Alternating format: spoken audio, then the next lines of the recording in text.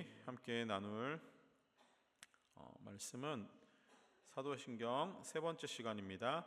나는 전능하신 창조주 하나님을 믿습니다 라는 주제고요. 말씀 한 구절 찾아서 읽도록 할게요. 고린도전서 8장입니다. 8장 6절 말씀.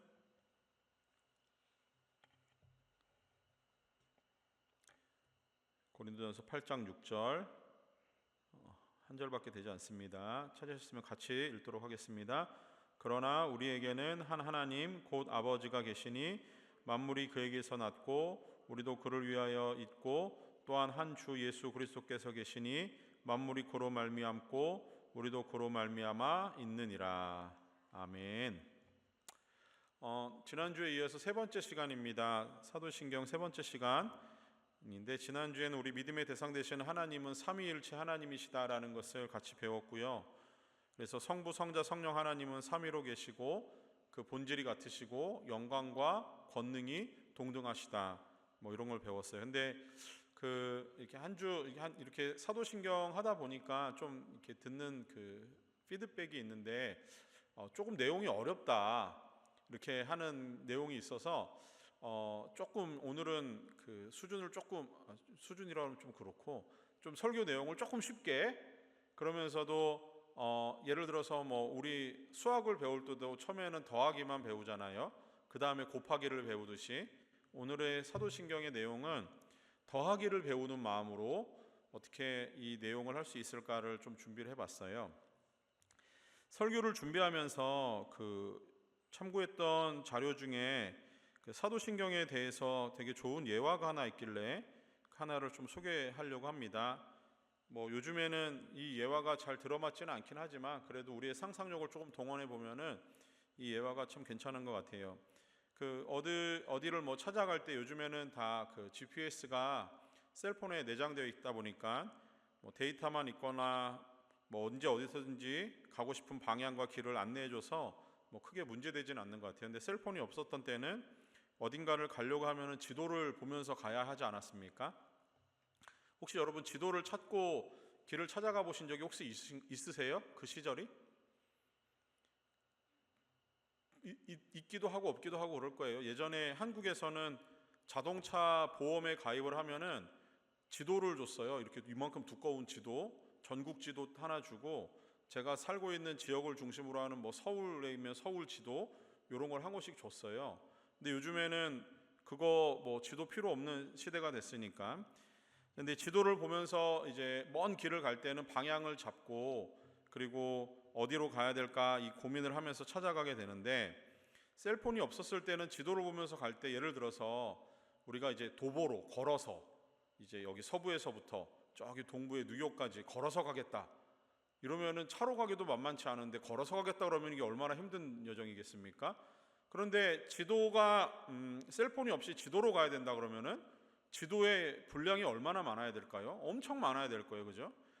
근데 그 지도를 그렇게 놓고 보면은 어느 도시에 들어가서는 그 도시에 알맞는 좁은 범위의 지역만 보여줄 수 있는 지도가 필요할 거고 그렇게 그 지역을 벗어나게 되면은 길을 찾고 방향을 잡는 데 있어서는 그 작은 지역의 도시만 보여주는 지도로는 그 다음 지역으로 넘어가는 게 상당히 힘들 거예요. 그러다 보니까 그거보다 훨씬 큰 지도가 필요해요. 그래서 어느 방향으로 어느 길로 가야 될까는 그거보다 조금 더 넓은 범위를 보여주는 지도가 있어야지만 되는 거예요. 그렇게 생각하면은 엄청나게 많은 지도의 양이 필요한데 이게 장단점이 있어요. 이 좁은 지역을 보여주는 지도는 그 안에 이제 세세한 우리가 지도를 본다 그러지 않고 지도를 읽는다라고 표현을 하잖아요. 그래서 그 안에 들어가 있는 정보들을 하나하나 읽어낼 수 있는 거예요. 그래서 어디에 가면은 학교가 있고 어디에 가면 병원이 있고 어디에 가면은 무슨 먹을거리가 있고 이런 걸 찾을 수 있는 정보들이 이 좁은 지역을 나타내는 지도에는 담겨져 있는데 넓은 지역을 나타내는 지도에는 그런 내용들이 거의 없잖아요.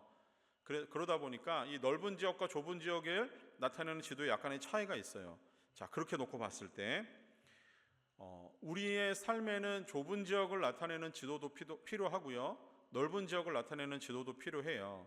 근데 이 사도신경이라는 걸 놓고 봤을 때 성경 66권이라고 하는 것은 굉장히 좁은 지역을 나타내는 각 권이 그런 지도와 같은 것 같아요. 근데 자세히 들여다보면은 그 안에 세세한 정보들이 담겨 있고 그것이 무엇을 얘기하려고 하는지 그 책마다 약간의 특징과 특색들이 있고 정보들도 담겨 있잖아요. 그런데 이 각 권의 책들만 놓고 하나하나 읽어가다 보면은 이게 뭔가 그 큰 그림이 필요할 때가 있어요. 근데 그 큰 그림은 또 다른 큰 지도가 필요한 것 같아요. 그래서 예를 들어서 우리의 인생을 성경에 비유했을 때 성경 66권이 우리의 전 인생으로 놓고 봤을 때 성경에는 수백만 단어가 기록되어 있고 거기에는 세세한 정보들이 기록되어 있어요. 그런데 좁은 범위를 나타내는 지도가 필요하다라고 하는 것은 우리의 삶을 한눈에 볼 수 있는 무엇이 필요하다라고 봤을 때는 좁은 지도, 그것이 필요한 거예요. 그래서 이 어떤 성경의 66권의 내용을 한 100여 단어로 압축해서 우리의 믿음이 무엇인지를 보여줄 수 있는 그게 무엇인가? 그게 사도신경이라고 하는 거예요. 그래서 사도신경은 그렇게 놓고 보면은 성경에서 말씀하는 기독교의 어떤 그 믿음, 신앙, 그것에 대해서 핵심적인 것을 보여주고 한눈에 보여주기 위해서 성경에 있는 내용들을 때로는 생략하고 줄이고 줄여서 간단한 정보만, 그러나 핵심적이고 가장 필요한 정보만 담아놓은 넓은 그 범위를 보여주는 지도와 같은 거죠. 자, 그래서 누군가가 만약에 여러분에게 와서 물어봐요. 기독교 신앙이 무엇입니까? 라고 묻는다면은 여러분들이 할 수 있는 대답은 사도신경을 중심으로 이야기를 해나가면 되는 거예요. 그게 여러분들에게 세세한 어떤 범위로, 작은 범위로 나갈 수 있는, 세부적인 항목으로 나갈 수 있는 가장 중요한 길을 제공하는 게 사도신경이라고 보면은 좋을 것 같습니다. 자, 오늘은 그래서 세 번째 시간인데 이제 조금 더 세부적으로 들어가 볼게요. 사도신경의 세 번째 시간에는 사도신경에 나오는 첫 번째 문장에 대해서 조금 같이 이야기를 하려고 해요. 첫 번째 문장은 성부 하나님에 대한 이야기입니다. 자막을 보시면요, 전능하사 천지를 만드신 하나님 아버지를 내가 믿사오며 라고 이렇게 나와요. 자, 영어는 여러분들이 잘하니까 여러분들이 한번 읽어주세요. 자, 준비 시작.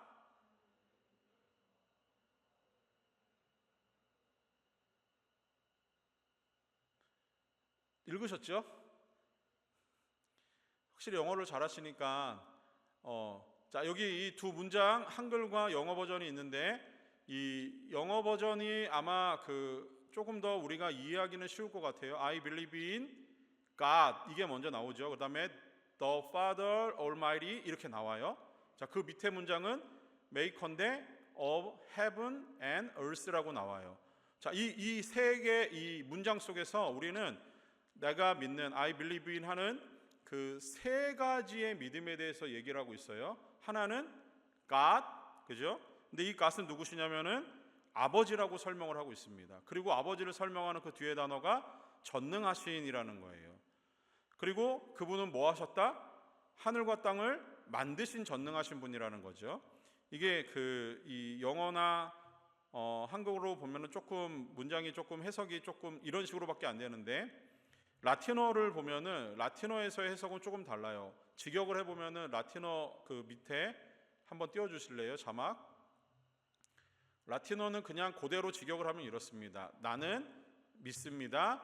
전능하신 하나님 아버지를, 하늘과 땅의 창조자, 이렇게 나오는 거예요. 자, 근데 요거 뒤에서 잠깐 설명하겠지만 아버지를 뒤에 있는 요거 땡땡, 요 콜론은 저 실수는 아니에요. 조개 의미가 또 있습니다. 그거를 이제 살펴볼 텐데 첫 번째 문장입니다. 첫 번째 표현은 나는 믿습니다. 하나님 아버지를 믿습니다라는 거예요.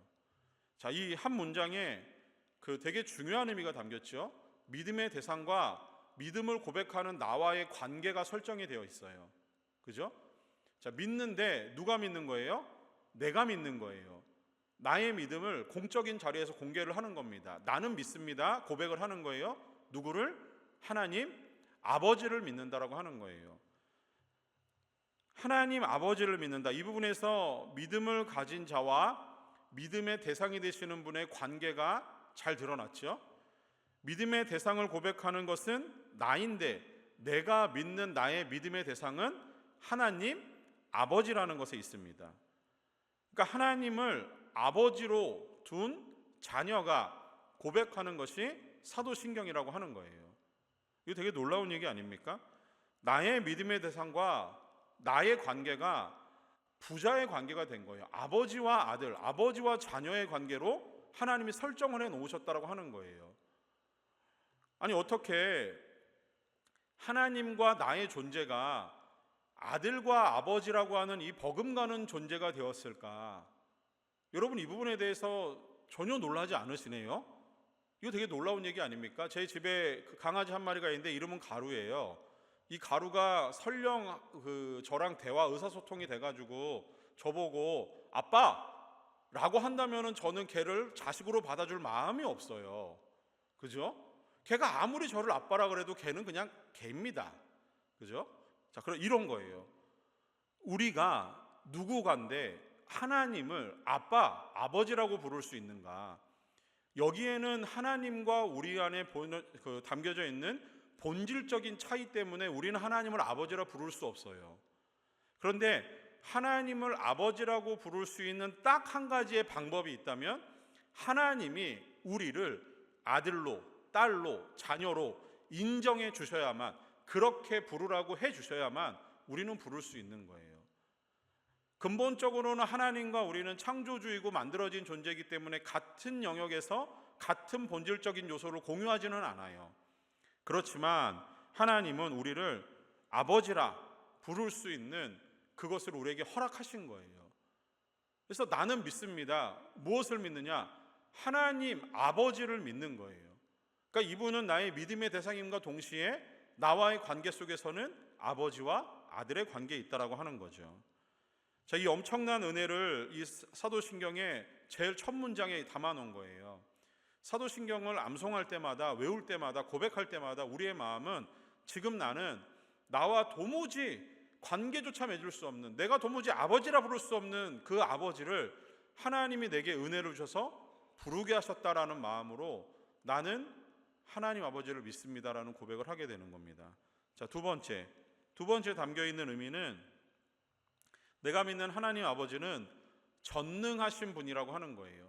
그래서 나는 믿습니다. 전능하신 그 하나님 아버지를. 자, 여기서는 하나님의 속성에 대해서 나와요. 전능하시다라고 하는 거죠. 전능하신다라고 하는 얘기, 하나님이 전능하시다라고 하는 거는 여러분들 많이 들어봤을 거예요. 전능하다라고 하는 것은 그냥 아주 단순하게 해석하면은 그 능력이 완전하다, 빈틈이 없다라고 하는 의미예요. 근데 이 무엇이든지 할 수 있다라고 하는 거죠. 자, 하나님은 뭐든지 할 수 있으시고 불가능이 없는 분이라고 하는 겁니다. 그래서 하나님은 못 하시는 게 없어요. 근데 요거는 이제 초등학교 1학년 그 더하기 빼기 수학을 배울 때 하나님은 못 하시는 게 없다라고만 배우면 돼요. 근데 실제로 하나님이 못 하시는 건 있어요. 그거는 오늘 다루면 헷갈립니다. 하나님은 못 하시는 게 없다라고만 배우시면 돼요. 자, 근데 하나님이 이 전능하신다라고 하는 의미 속에서 하나님의 전능하심이 드러나는 구절이 있는데 창세기 17장 1절 말씀입니다. 자막 보시면요, 아브라함이 99세 때에 여호와께서 아브라함에게 나타나서 그에게 이르시되 나는 전능한 하나님이라 너는 내 앞에서 행하여 완전하라라는 거예요. 자, 하나님이 아브라함이 나이 99세 때 나타나셨어요. 자, 근데 이게 지금 17장이 어떤 본문이냐면은 하나님이 아브라함과 약속을 하시는 거예요. 근데 그 약속이 그냥 일반적인 약속이 아니라 영원한 약속을 하나님이 하자고 약속을 해요. 그 영원한 약속의 징표가 뭐였냐면은 이스라엘 백성들이 할례를 받는 그 약속을 의미해요. 자, 그렇게 놓고 보니까 하나님이 아브라함을 찾아오셔서 아브라함에게 말씀하시는 것이 99세 때예요. 내가 너와 영원한 언약을 맺겠다라고 하는 거예요. 그러면서 하나님 하시는 말씀이 나는 전능하다라고 하는 얘기를 하시면서 나는 너와 영원한 약속을 맺겠다는 거예요. 자, 그 다음에 진행되는 얘기가 뭐냐면은 하나님이 아브라함과 영원한 약속을 맺겠다라고 하시면서 아브라함에게 하신 약속이 뭐냐면은 내가 너로 하여금 열방의 아버지, 모든 민족의 아버지가 되게 하겠다라고 하는 거예요. 자, 근데 당시에 아브라함에게는 자녀가 없어요. 그리고 그의 아내 사레에게도 자녀가 없습니다. 당연하죠. 부부니까. 자녀가 없어요. 근데 이게 왜 문제가 되냐면은 상황적으로 하나님이 아브람의 이름을 바꿔주시면서 이제 너는 아브라함이다 라고 바꿔주세요. 이 의미가 뭐냐면 하나님의 약속이 담긴 이름이에요. 너는 이제 열국의 아버지, 모든 민족의 아버지다 라는 이름으로 바꿔주세요.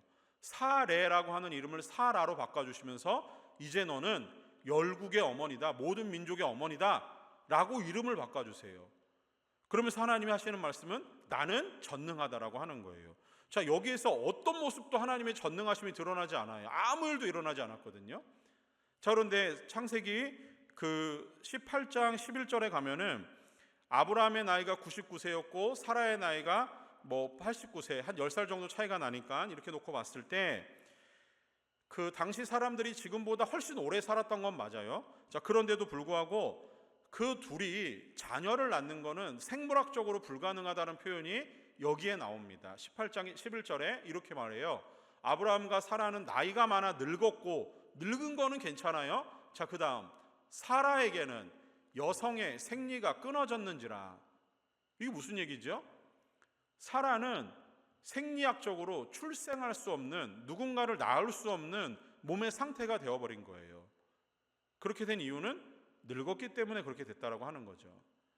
자, 이 문장을 통해서 하나님은 분명히 전능하시다라고 했거든요. 그리고 열국의 아버지, 열국의 어머니, 내가 많은 백성을 너에게 주겠다라고 말씀을 하셨는데, 그러면서 나와 영원한 언약을 맺자고 하셨어요. 그런데 아직까지 하나님의 전능하심이 드러나진 않아요. 다만 18장에서 하는 말씀을 보니까 도무지 하나님의 약속이 이루어질 만한 근거와 이유가 전혀 없다라고 하는 것밖에 안 되지 않습니까? 사라의 몸이 사람을 낳을 수 없는 상황이에요. 아브라함도 하나님의 영원한 약속이 그렇게 주어졌다라는 것을 알아요. 그런데 더 황당한 것은 뭐냐면은 하나님이 이렇게 아브라함의 이름과 사라의 이름을 바꿔주시고 나서 또 한 명의 이름을 주세요. 그 이름이 뭐였냐면은 아브라함과 사라 사이에서 태어날 아이의 이름이에요. 이삭이라는 이름을 알려주셨어요. 자, 여기까지만 놓고 보면은 아무 일도 일어나지 않은 이 시점에서 어떻게 우리가 전능하신 하나님을 믿을 수 있습니까? 우리는 이 상황에서는 전능하신 하나님이 믿어지지 않아요. 전능하신 하나님은 상당히 경험적인 부분이거든요. 우리는 우리의 생각과 우리의 상상과 우리의 범위 안에 있는 일들이 우리의 이성으로 판단이 되고 합리적이라고 인식을 하고 받아들입니다. 전능하신 하나님이라고 하는 것 자체는 실제로 우리에게 있어서 쉽게 우리의 이성으로 받아들여지는 문제는 아닌 거예요. 자, 그런데 이 다음에 어떤 일이 벌어집니까? 하나님은 도무지 사람에게서는 이유와 근거를 찾을 수 없는 그 불가능한 상황을 하나님이 가능으로 바꿔놓으신 거예요. 왜요? 하나님이 전능하시니까 가능한 거예요. 전능하신 하나님은 아브라함과 사라에게 아이를 주세요. 그리고 그 아이가 100세가 되었을 때 태어나게 합니다.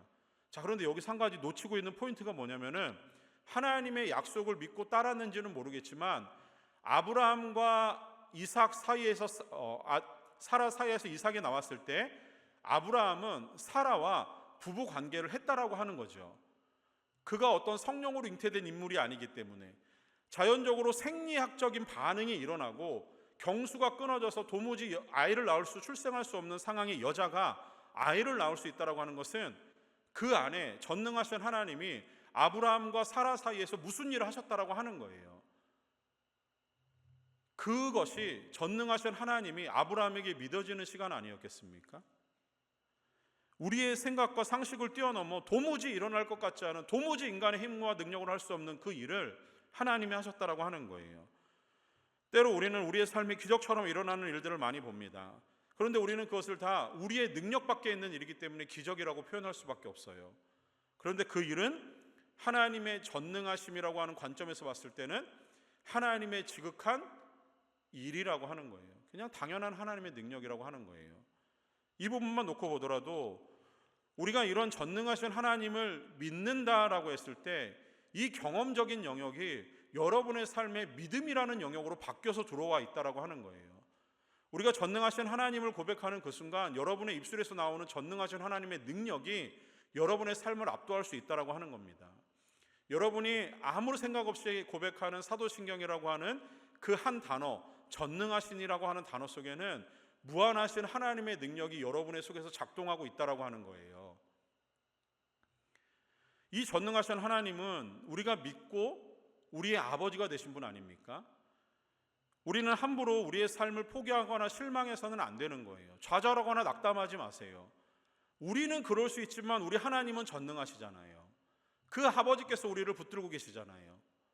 그러니 우리는 도무지 포기할 수 없는 사람들이 된 겁니다.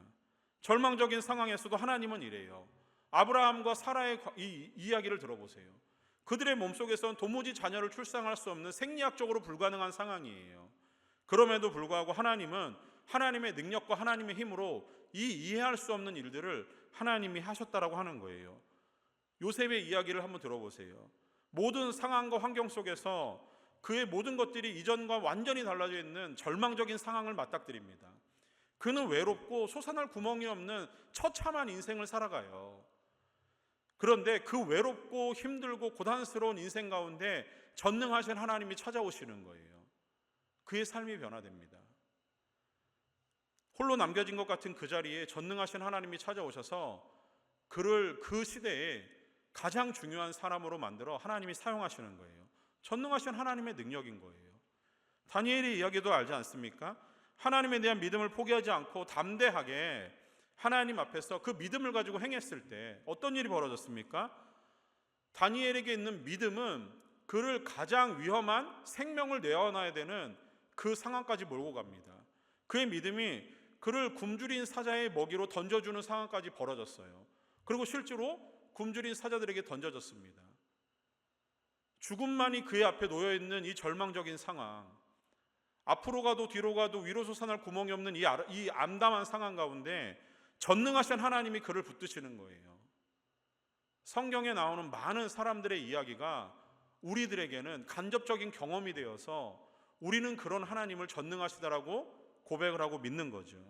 지금도 하나님은 우리를 위해서 하나님의 그 전능하신 능력으로 여러분의 삶에 하나님의 놀라우신 일들을 펼치고 계시는 줄 믿습니다.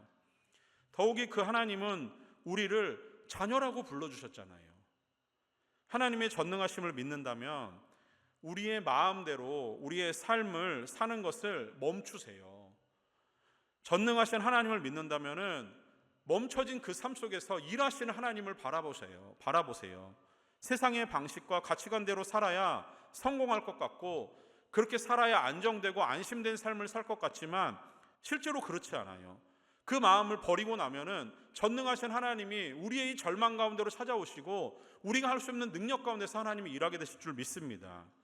하나님의 전능하신 능력을 믿으신다면 하나님이 우리의 도움 되심과 우리의 아버지 되심을 우리가 믿고 하나님 앞에 우리의 삶을 맡기길 소원합니다. 우리는 하나님을 붙들 수 없는 존재이지만 하나님은 우리를 붙들어 주세요. 그러니 여러분이 더 강한 믿음을 가지고 여러분의 삶을 하나님 앞에 맡기며 더 강한 하나님의 능력으로 여러분을 붙들어 주실 것을 기대하며 살아갔으면 좋겠습니다.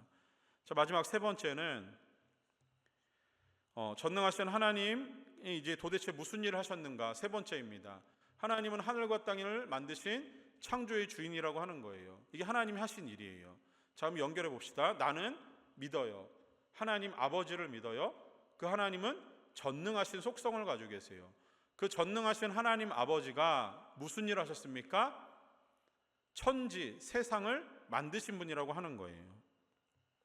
자, 아까 처음에 봤던 라틴어 그 본문을 다시 한번 보면은 이런 거잖아요. 나는 믿습니다. 전능하신 하나님 아버지를. 그 다음에 콜론이 나와요. 그리고 하늘과 땅의 창조주자. 이 콜론의 의미가 뭐냐면은 우리는 그냥 그 전능하신 하나님 아버지를 내가 믿사오며 맞나요? 사도신경 처음에 어떻게 하죠? 전능하사 천지를 만드신 하나님 아버지를 내가 믿사오며. 자, 이게 이렇게 해석이 됐는데 실제로 라틴어 번역을 보면은 이런 해석이 돼요. 나는 믿습니다. 전능하신 하나님 아버지를. 땡땡. 요 의미는 이 전능하신 하나님 아버지가 무슨 일 하셨는지 요 땡땡 뒤에 나오는 콜론이 그 하늘과 땅의 창조주라고 하는 그 일을 하신 분이라는 것을 보충 설명하기 위해서 요런 구절을 사용을 합니다. 자, 그런데 우리가 믿는 하나님, 그분은 하늘과 땅을 지으신 하나님이라는 거예요. 자, 창세기 1장 1절이 뭐라고 우리에게 그 근구 구절을 우리에게 알려주고 있죠? 태초에 하나님이 천지를 창조하시니라. 자, 이 부분은 실제로는 과학적인 도전에 상당히 부딪히는 부분이죠. 이 방법적으로 것이 옳고 그름의 문제를 따지려고 듭니다. 그런데 성경이 창세기 1장 1절 태초에 하나님이 천지를 창조하시니라라고 하는 구절 자체를 성경에 제일 처음에 써놓은 이유는 과학적인 방법론에 대한 근거를 대기 위해서 써놓은 게 아니에요. 거기에 빠지면 안 되는 거죠. 이 구절은 하나님은 하늘과 땅의 창조주이신다라고 하는 것을 그 시작을 우리에게 알려주는 아주 중요한 성경의 서론과 같은 가장 중요한 구절 중에 하나입니다. 이거는 과학적인 근거를 따지고 들어가자라고 하는 얘기가 아니라는 거예요. 자, 그래서 창세기 1장과 2장에 보면은 하나님의 창조에 대한 내용들이 담겨져 있어요. 하나님은 아무것도 없는 가운데서 모든 것을 만드신 분입니다. 전능하신 하나님의 속성이 너무너무 잘 드러나는 현장이 바로 이 창조의 현장이라고 하는 거예요. 창조 이전에는 어둠과 공허만이 있었습니다. 하나님은 그곳을 하나님의 능력으로 채워나가세요. 전능하심으로. 아무것도 없는 곳에서 하나님은 말씀만으로 모든 것을 지으셨습니다. 그래서 자연의 모든 만물 가운데는 하나님의 말씀이 깃들여져 있는 거예요. 그리고 그 말씀 안에 하나님의 지혜가 묻어 있는 겁니다. 하나님은 또한 사람을 만드셨어요. 그런데 사람의 창조는 이전에 말씀만으로 만드셨던 창조와 조금 달라요. 사람의 창조는 의미가 있어요. 어떤 의미가 있냐면 하나님이 만들어 놓으신 창조물, 피조물 가운데 재료를 택하신 거예요. 그게 뭡니까? 흙이라는 재료를 택하신 거예요. 의미가 있어요. 하나님이 흙을 통해서 사람을 만드셨어요. 물론 하나님이 사람을 만드셨을 때도 말씀만으로 만드실 수 있는 전능하신 능력이 하나님이심에도 불구하고 만들어져 있는 창조물 가운데 만들어져 있는 피조물에서 한 재료의 웅큼을 택하신 겁니다. 그리고 사람을 만드신 거예요. 그 의미는 사람은 피조물 가운데 가장 으뜸인 것을 나타내기 위함이에요. 또 하나, 하나님은 모든 피조물과 다르게 구별되는 한 가지 인간에게만 하신 일이 그 코에 생기를 불어넣으셨대요. 하나님의 형상을 담게 하기 위해서 그렇게 하신 일입니다. 자, 인간은 창조물 중에 창조되어져 있는 피조물 가운데 한 재료를 사용해서 하나님의 특별한 생기를 통해서 생명이 돼서 활동을 하기 시작한 거예요. 이 모든 과정이 하나님이 하신 일이에요. 하나님은 만드신 분이고 인간은 창조되어진 하나님의 창조물입니다. 하나님과 우리 사이에는 이 절대적인 간격이 있어요. 하나님은 창조주시고 우리는 만들어진 존재다라고 하는 여기에는 절대적인 하나님의 주권이 드러납니다. 만들어진 존재가 만드신 분에게 도전을 할 수가 없어요. 이 표현은 정확하진 않지만 혹시 여러분 레고를 만들어 보신 적 있나요? 레고에 있는 레고 사람들 있잖아요. 피규어. 그 사람들이 만들어 놓은 나에게 도전을 할 수가 없잖아요. 물론 그건 생명이 아니니까 약간 비유적으로는 맞진 않아요. 자, 그런데 그런 거예요. 만드신 분은 주인이 되고요. 만들어진 존재는 주인을 섬기는 그 아래에 있는 겁니다. 창조주와 피조물은 달라요. 질적으로 다르고 간격이 있어요. 좁힐 수 없어요. 이 간격은 절대적인 하나님의 주권이 메우고 있는 거예요. 자, 그렇게 놓고 봤을 때 하나님은 우리의 주인으로 우리는 그분을 인정하는 겁니다. 그게 우리의 믿음의 고백이에요. 하나님을 의지하고 붙들어야 하는 우리의 존재라는 것이 하나님이 우리를 만드셨다. 하나님은 하늘과 땅을 만드신 창조주라고 하는 사실 속에 담겨져 있습니다. 그리고 우리는 어떠한 목적을 가지고 살아가느냐? 하나님의 선하시고 기뻐하시고 온전하신 뜻을 위해서만 만들어지고 살아가는 존재가 되었다라고 하는 거예요. 또한 하나님은 창조의 모든 것들을 인간에게 맡기시면서 인간에게 그 창조의 모든 것들에 대한 관리자로 택하셨어요. 따라서 우리들은 하나님이 맡기신 모든 것의 청지기로서 주인 되신 하나님의 영광을 위해서 살아가야 되는 그런 존재들이라고 하는 겁니다. 모든 것이 하나님이 만드신 것이니 주인 되신 하나님의 것을 아끼고 사랑하고 관리하는 일은 우리의 몫인 거예요. 말씀을 정리합니다. 오늘 우리는 성부 하나님에 대해서 우리의 믿음의 세 가지 고백을 세 가지 문장을 통해서 봤습니다. 온 우주 만물의 창조주이신 그 하나님, 그분은 전능하신 분이세요. 못하실 일이 없어요. 하나님의 능력 밖에 있는 일은 아무것도 없습니다. 그 하나님께서 모든 창조의 순간에 하나하나의 피조물에 하나님의 말씀과 지혜를 담으셨어요. 모든 피조 세계에는 하나님의 지혜와 말씀이 깃들여 있는 현장입니다. 그래서 하나님은 그것들을 지어놓고 하신 말씀이 보시기에 심히 좋았대요. 그런데 그 하나님이 심히 좋았던 그 세상을 망쳐버린 것은 인간의 죄입니다. 이 인간의 죄로 인해서 하나님이 가장 아름답게 만들어 놓으신 것이 망쳐진 거예요. 자, 망쳐졌다고 하더라도 하나님이 지으신 것은 선하고 아름다운 거예요. 하나님이 만드신 것은 선하고 아름다워요. 자, 여러분 주변에 있는 지체들 한번 보세요. 여러분 주변에 있는 이 지체들은 하나님이 만드신 선하고 아름다운 사람들인 거예요. 여러분 주변에 펼쳐져 있는 모든 자연들을 바라보세요.